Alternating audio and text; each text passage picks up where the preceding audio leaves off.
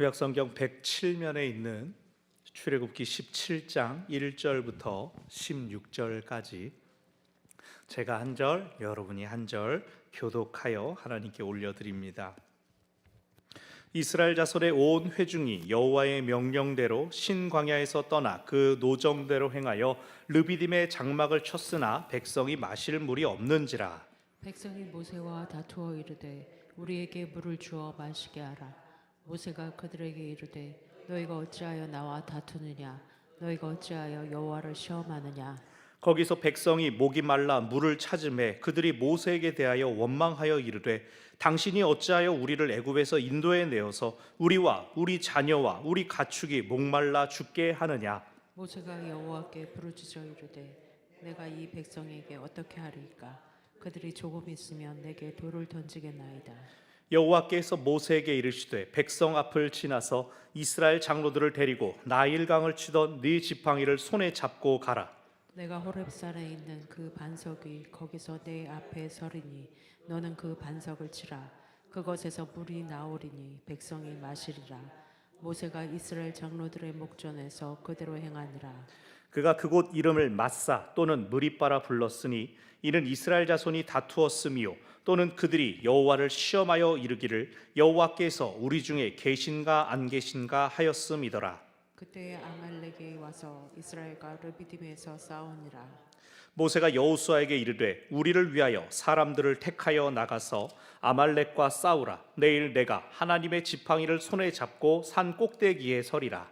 여호수아가 모세의 말대로 행하여 아말렉과 싸우고 모세와 아론과 훌은 산 꼭대기에 올라가서 모세가 손을 들면 이스라엘이 이기고 손을 내리면 아말렉이 이기더니 모세의 발이 피곤함에 그들이 돌을 가져다가 모세의 아래에 놓아 그가 그 위에 앉게 하고 아론과 훌이 한 사람은 이쪽에서 한 사람은 저쪽에서 모세의 손을 붙들어 올렸더니 그 손이 해가 지도록 내려오지 아니한지라.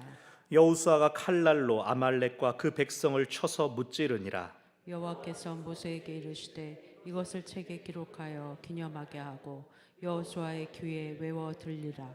내가 아말렉을 없이하여 천하에서 기억도 못하게 하리라. 모세가 제단을 쌓고 그 이름을 여호와 니시라 하고 이르되 여호와께서 맹세하시기를 여호와가 아말렉과 더불어 대대로 싸우리라 하셨다 하였더라. 아멘. 교회 안에는 다양한 분들이 계십니다. 모든 성도가 귀하고 소중하지만 특별히 목회자에게 힘이 되는 성도가 있습니다.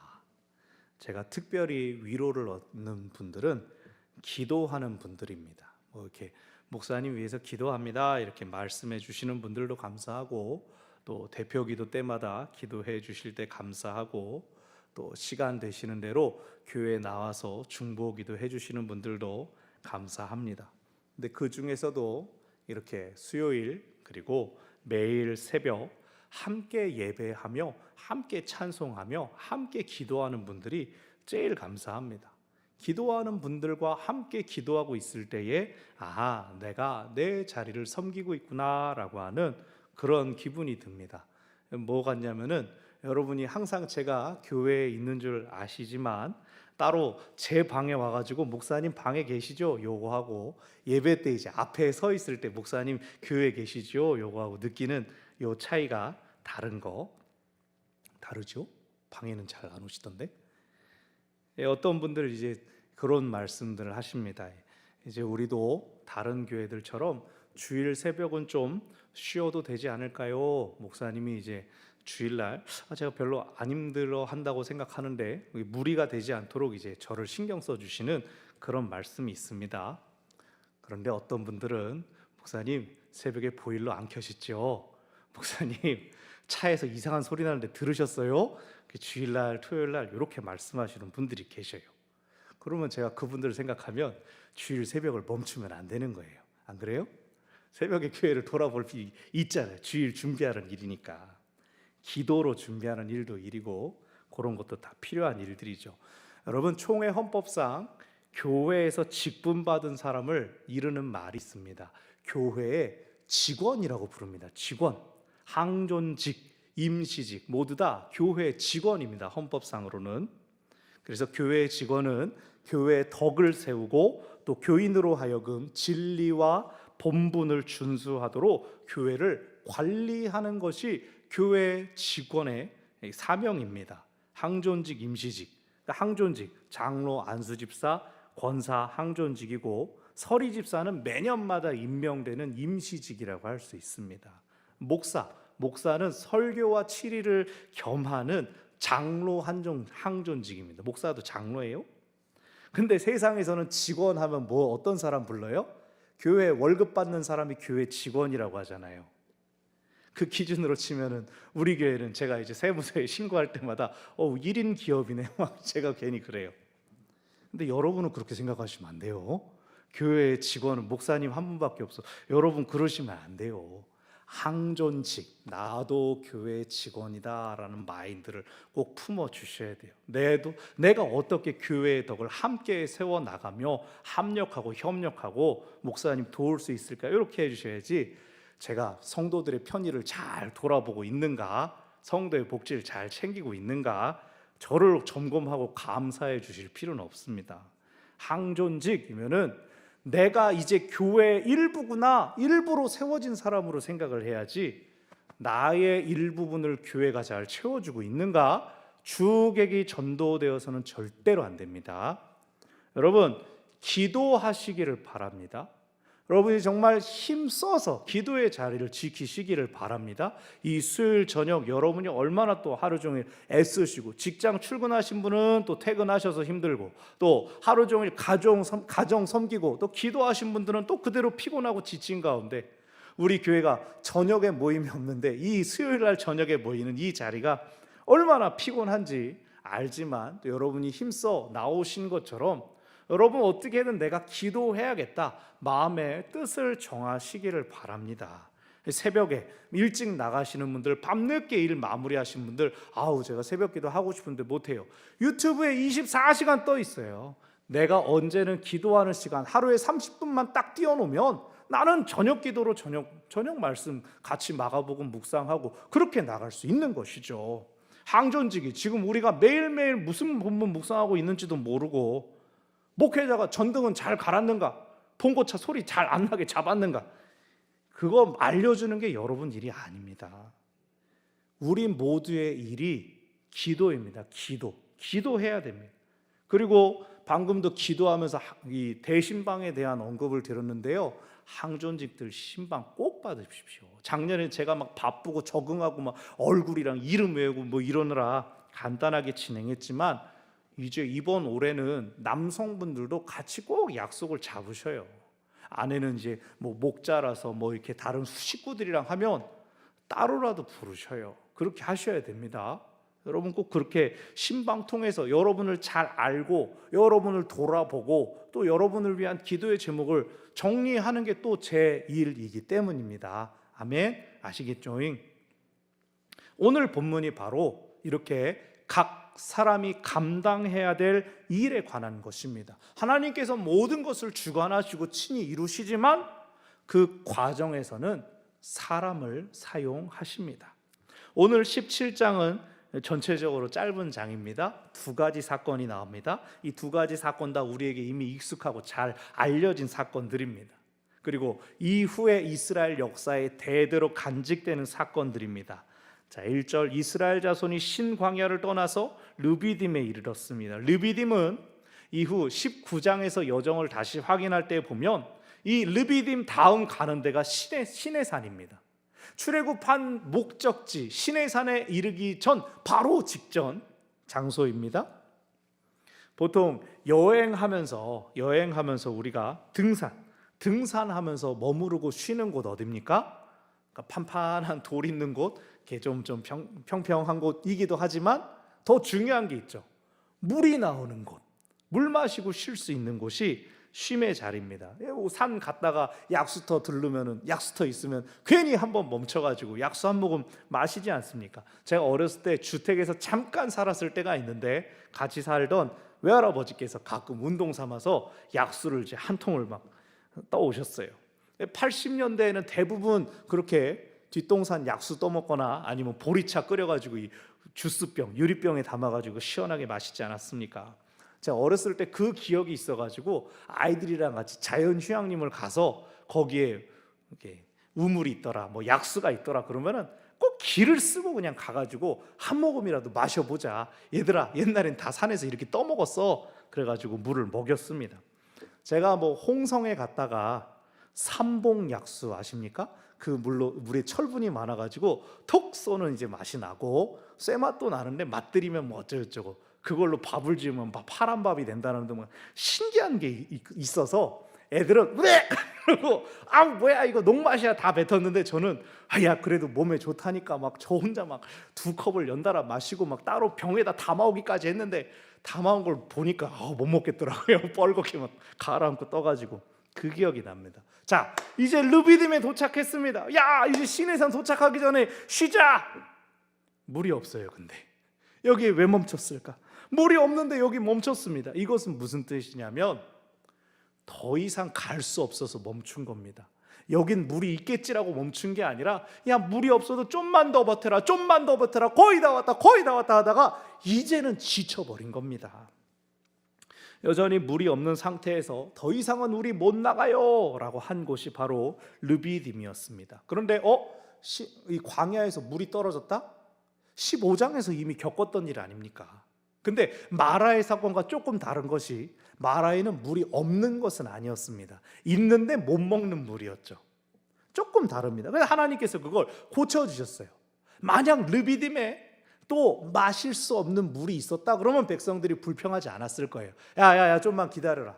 하나님이 그 물 정수해 주시더라. 좀만 기다리자 하나님. 근데 여긴 물이 없네요. 오는 길에도 물을 못 만났고 여기도 물이 없어요. 이스라엘이 뭘 하면 됩니까? 뭐 하면 되죠? 기도하면 되죠. 기도하면 되죠. 근데 2절 백성들이 하는 것은 모세와 다투어 이르되 모세에게 불평하고 원망합니다. 물 내놔라. 그런데 모세가 이들의 불평을 무엇으로 판단하냐면 너희가 지금 나한테 얘기하는 게 아니라 하나님을 시험하는 거다라고 엄중하게 꾸짖습니다. 여기 시험하다라고 번역된 리브, 히브리어 리브, 이 리브란 말이 다투다, 비난하다라는 말입니다. 7절 그래서 그 리브에서 무리바라는 이름이 나왔다라는 뜻입니다. 그러니까 이곳은 원래 여기가 르비딤이야 뭐 이런 데가 르비딤에 도착했지만 사실 이들은 여기다가 무리바라는 이름을 지어 놓은 겁니다. 다툼, 하나님께 따짐, 비난함. 다시 3절 돌아가서 이들이 불평하는 내용이 목말라요 이렇게 불평하는 게 아닙니다. 보십시오. 가운데 어찌하여 우리를 애굽에서 인도해냈습니까? 뭐 때문에 불평하는 겁니까? 왜 출애굽시켰습니까?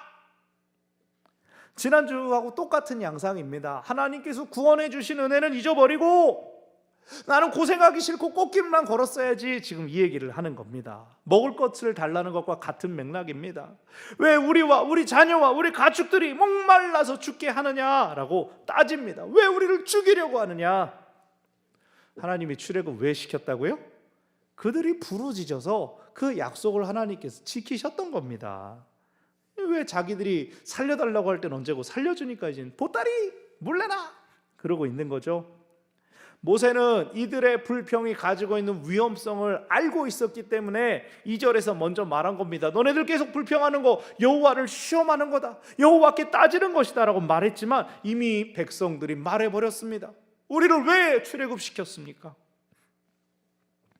오늘 본문에서는 굉장히 건조한 느낌을 주지만 후에 가서 모세가 여기 본문에서의 사건 때문에 가나안 땅에 못 들어가지 않습니까? 그것은 모세도 여기에서 굉장히 분노했을 것이라는 걸 생각할 수 있습니다. 모세가 이전처럼 좀만 참아봐 기도할 이 정도가 아니었다는 거예요. 모세 입장에선 너무나 괘씸했던 겁니다. 4절 모세가 기도합니다. 여호와께 부르짖습니다. 모세는 해결할 수 없는 문제를 만나면 어떻게 해야 될지 알고 있습니다. 하나님께 부르짖는 겁니다. 하나님께 불평하는 게 아니라 하나님을 찾는 겁니다. 백성들과 달리 모세는 누구에게 무엇을 어떻게 해야 되는지 분명히 알고 있었습니다. 그걸 백성들에게 가르쳐 주려고 했지만 백성들이 듣지 않고 모세에게 불평하고 여호와를 시험했습니다. 5절 여호와께서 말씀하시기를 이스라엘 장로들을 데리고 가라. 그러면서 나일강을 쳤던 너의 지팡이를 들고 가라 라고 하십니다. 근데 여기서 말씀하실 때 하나님께서 뭘 말씀하셔요? 이스라엘 자손들이 보았던 가장 큰 이적, 바다를 둘러 갈라버렸던 그 홍해 때의 그 지팡이가 아니라 이스라엘을 구원하시기 위해 처음 시작하셨던 재앙, 나일강을 피로 물들였던 그 지팡이를 들고 가라라고 하십니다. 이것은 무슨 뜻이냐면 나보고 지금 출애굽 왜 시켰냐고? 내가 뭐부터 시작했는지 쟤들이 까먹거나 보거나 알려주어라. 그 지팡이 언제부터 휘둘렀는지 분명히 알려주어라. 나일강을 기억하냐고 물어보아라. 지금 하나님 그 말씀이십니다. 그런데 나일강을 피로 바꿀 때에는 강물이 있었잖아요. 뭐가 흐르는 게 있어야 물로 바꿀 수 있는 거 아닙니까? 하나님 뭐 하시려는 걸까요? 6절 반석 위에 가서 네가 그 반석 위 거기서 네 앞에 서리라. 내가 너에게 한 반석을 정해줘서 네 앞에 서겠다라고 말씀하십니다. 하나님께서 내가 어떤 반석을 가르쳐 주겠다, 지정하여 주겠다라는 뜻입니다. 그것을 치면 거기서 물이 나올 것이고 백성들이 해갈할 수 있을 것이다 라고 말씀하십니다. 이스라엘 장로들 왜 데려갔습니까? 사건의 증인이 되라는 겁니다. 여러분 지난주에 기억하세요? 하나님께서 이스라엘 백성들이 먹을 것 없다고 불평할 때 이런 괘씸한 녀석들, 은혜도 모르는 녀석들, 하나님은 그렇게 말씀하지 않았어요. 하나님은 이스라엘 백성들을 판단하거나 평가하지 않으셨어요. 왜요? 아직 하나님을 잘 모르니까, 아직 하나님하고 언약하지 않았으니까 하나님은 아직 아기처럼 그들을 용납하시고 참으셨어요. 하나님께서 모세에게 반석을 쳐라 라고 말씀하시니 6절 끝에 모세가 장로들의 목전에서 그대로 행하니라 라고 한 다음에 물을 마셨다라는 얘기도 그냥 다 넘어갔어요. 마신 거예요. 더 얘기할 필요가 없습니다. 모세가 하나님 명령대로 바위 쳤다. 그러고 나서 7절은 사건의 요약입니다. 이 동네는 이제 앞으로 마사 혹은 무리바가 되었다. 원래 이름 르비딤이지만 이스라엘 사람들은 마사, 무리바라고 불렀다. 사실 내용은 하나님께서 물을 채워주셨다인데 이 동네의 이름은 다툼, 쌈박질, 그런 불명예스러운 이름이 붙여졌습니다. 왜요? 모세가 화가 나서요. 모세가 너무나 백성들이 괘씸해서 여기는 쌈딱 이런 식으로 이름을 지은 겁니다. 너네가 하나님께 다퉜다 기억해라. 마사라는 이름 역시 시험이라는 뜻입니다. 너희가 여호와를 시험했다. 하나님은 아직 연약한 백성을 참아주셨습니다. 오늘 본문 안에는 하나님의 참아주심을 우리가 행간에서 읽을 수가 있어요. 그런데 신명기 3장에 가서 모세가 자기 입으로 이야기합니다. 너네가 마사 혹은 무리바에서 여호와를 시험할 때에 내가 반석을 2번이나 두드렸다. 하나님께서 한 번만 칠 것이지 왜 2번이나 쳐가지고 나의 거룩함을 가렸느냐?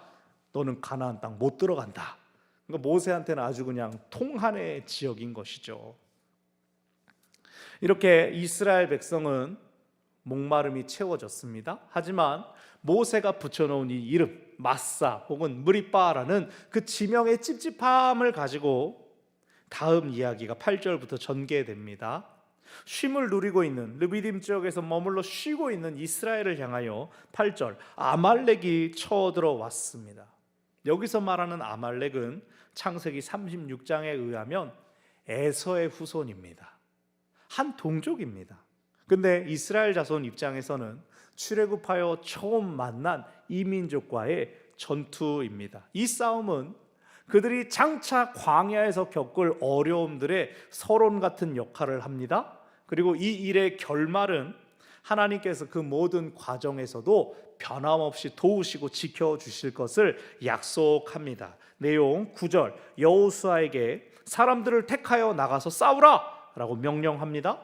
너는 나가서 사람들이랑 싸워라. 그리고 나는 하나님의 지팡이를 잡고 산 꼭대기로 올라가겠다. 너는 들판으로, 나는 산꼭대기로 간다. 역할을 나누고 있습니다. 분담하고 있습니다. 여호수아에 대해서 중간에 어떤 소개가 없었습니다. 여호수아가 군사령관이었다라는 얘기가 우리가 쭉 매장 살펴보면서 있었습니까? 없었습니다. 근데 이미 일찍부터 이스라엘 사람들은 다 알고 있었으니까, 여호수아가 원래 그 역할을 한다고 다 알고 있었으니까 본문에는 여호수아를 가지고 눈의 아들이고 그 사람은 언제 모세를 만났고 출중했고 이런 얘기 다 빼버린 겁니다. 그래서 오직 누구만 돋보이고 누구만 드러나게 하려는 걸까요? 하나님만 드러나게 하려는 겁니다. 하나님의 일하심과 하나님의 도우심만 드러내기 위하여 여호수아는 싸우러 나가고 모세는 기도하러 다 흩어져서 하나님의 도구로 자기 일을 하는 이야기들을 전합니다. 10절, 여호수아가 사람들을 데리고 아말렉과 싸우러 나갔습니다. 모세는 아론, 훌을 데리고 산 꼭대기, 전투가 다 보이는 곳으로 올라갔습니다. 여기 아론은 우리가 잘 알지만 또 훌이라는 사람이 갑자기 훅 들어옵니다. 훌은 나중에 성막 기구를 만드는 브살렐의 조부입니다. 이 역시 설명되지 않았지만 여호수아처럼 모세가 신뢰할 만한 측근이었을 거라고 생각할 수 있습니다. 11절, 산 꼭대기에 올라간 모세가 기도합니다. 손을 들고 기도하면 이스라엘이 이기고, 아이고 팔 아프다 내리면 이스라엘이 지는 겁니다. 그걸 보고 아론과 훌이 아예 모세의 팔을 힘드니까 안고, 팔은 이쪽 잡고 이러고 가만히 계시오. 계속 기도하고 계시오.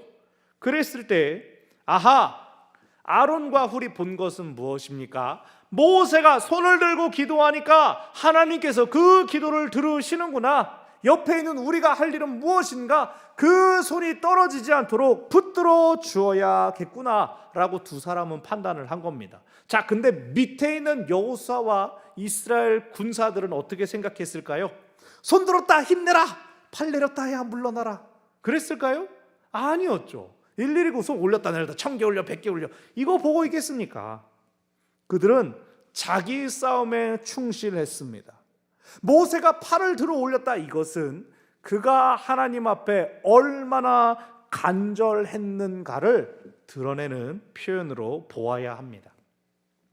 제가 아는 어느 목사님이 외국에서 공부를 했어요. 그런데 학교를 다니다가 시험을 보고 나서 시험이 끝나면 제일 먼저 한국에 전화를 걸었답니다. 어머니, 저 시험 끝났어요. 이제 팔 내리셔요. 무슨 말씀이냐면 이 목사님의 노모께서는 국민학교밖에 나오지 않으셨어요. 평생 건물 청소하는 일만 하셨어요. 기도하는 줄도 몰라요. 그저 사랑하는 아들 목사님이 공부하러 가가지고 어머니 저 몇 시부터 몇 시까지 시험 쳐요 그러면은 하나님 도와주세요 기도할 말은 할 줄 모르고 교회 가서 이렇게 손을 들고 있었답니다. 시험 보는 시간 내내 손을 들고 하나님 이러고 2시간씩 손을 들고 있었다는 거예요. 그러니 목사님은 얼른 시험 끝내고 나가서 얼른 어머니께 전화 드리지 않으면 우리 어머니 팔 아프시다 그랬답니다. 그럼 뭐 손드는 게 효능이 있어서 그랬겠어요? 아니요. 하나님께서 그 마음의 간절함을 보신 것이죠. 하나님이 우리 마음 아시는 분이시기 때문입니다. 하나님께서 참으로 우리의 기도를 들으시는 분이시기 때문입니다. 자, 13절, 그 모세의 간절한 기도 하나님 들으셨습니다. 이스라엘 승리하게 하셨습니다. 14절, 여호와께서 모세에게 이 이야기 책에 기록해서 여호수아의 귀에 아주 인이 배기도록 해라. 하나님이 도와주셔서 이겼다고 여호수아가 기억하게 해라. 그래서 여기서 언급된 책이 바로 여호와의 전쟁기라고 불리는 구약 성경 곳곳에서 인용되는 책입니다. 근데 지금은 남아있지 않아요.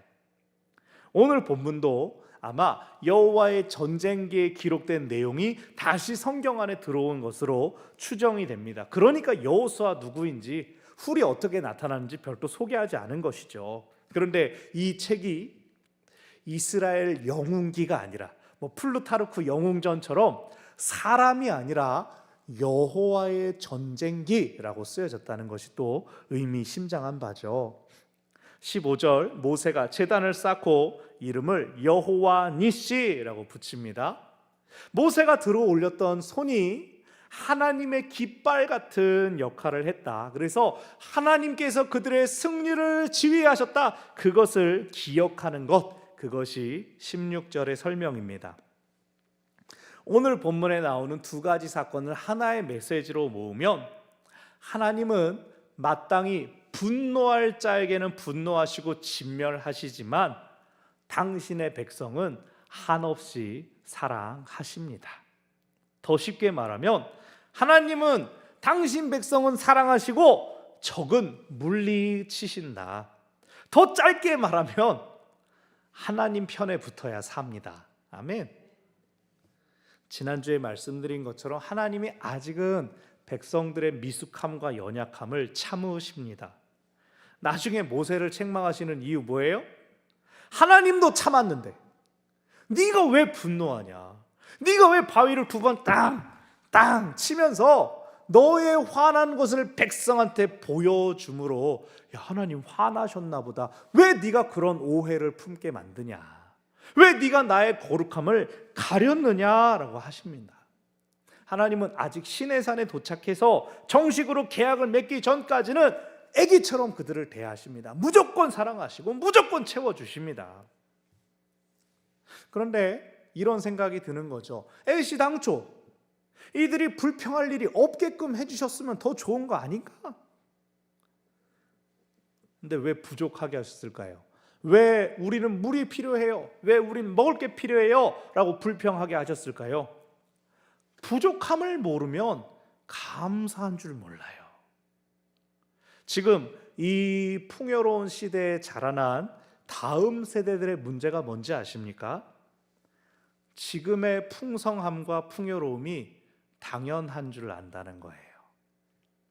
저 어렸을 때 여러분 어렸을 땐 더하고 당장 저만 해도 어렸을 때 80년대 초반에 어땠습니까?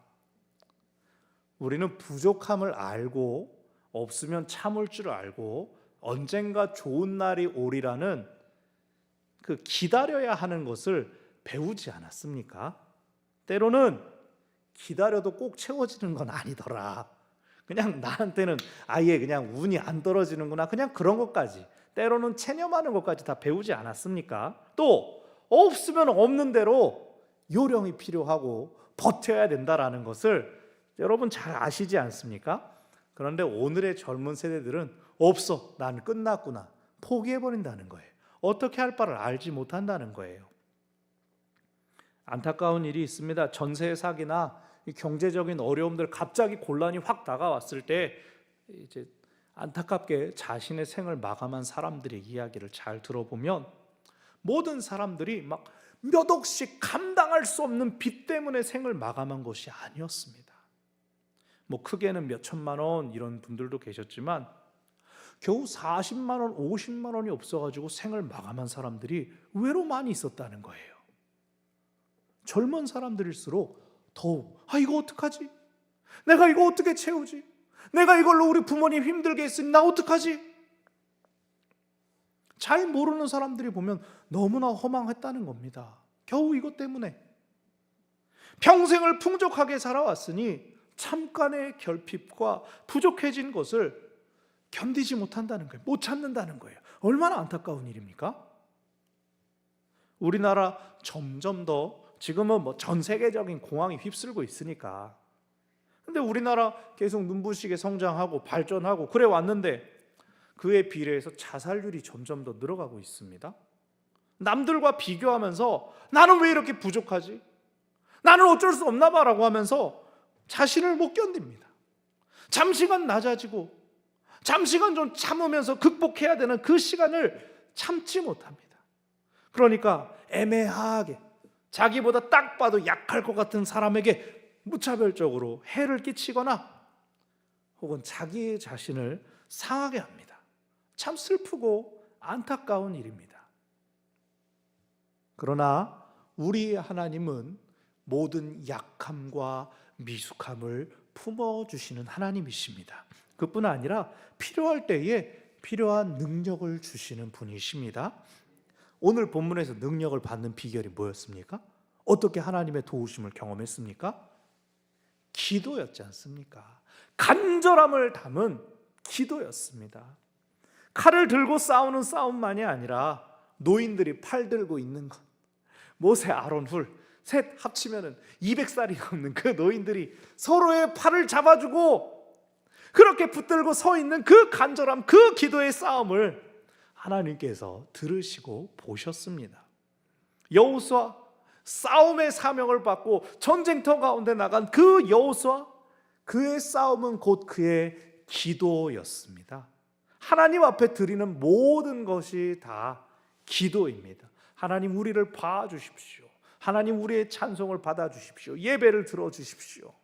그러므로 우리는 어떻게 해야 됩니까? 내가 할 수 있는 것, 내게 맡겨진 것, 그것을 들고 하나님 앞으로 나아가야 합니다. 우리 각자에게 주어진 그 사명의 자리가 곧 기도의 자리고 또 기도의 씨름을 싸워야 할 자리입니다.